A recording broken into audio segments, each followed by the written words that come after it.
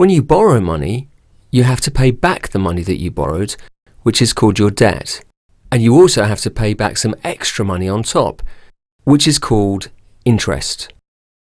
More and more interest is added as time passes and your debt grows bigger and bigger.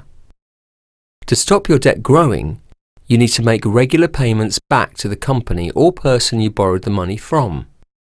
As long as your payments are bigger than the interest, your debt will become smaller and smaller until eventually you pay it all off.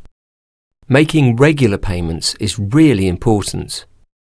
If you don't keep on top of your payments, your debt can easily grow out of control. The amount of interest which is added to your debt is controlled by a percentage called the interest rate. If the interest rate is high, more interest is added and paying off your debt will cost more. And if the interest rate is low, less interest is added, so paying off your debt costs less. To understand how interest works, we need to take a closer look at percentages. Percentages are all about splitting things into 100. If we take something, let's take this bar as an example and split it into 100 equal-sized pieces. Each piece is 1% of the bar, so 5 pieces would be 5%.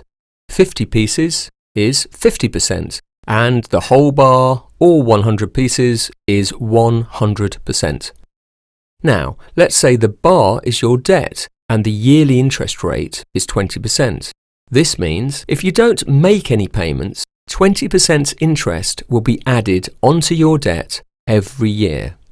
So, after 1 year, your debt will be 20% bigger than it was at the start of the year. At a yearly interest rate of 3%, only 3% is added during the year, and your debt grows by a lot less.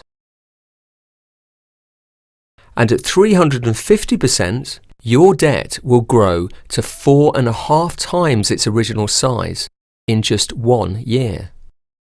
That's a lot of interest.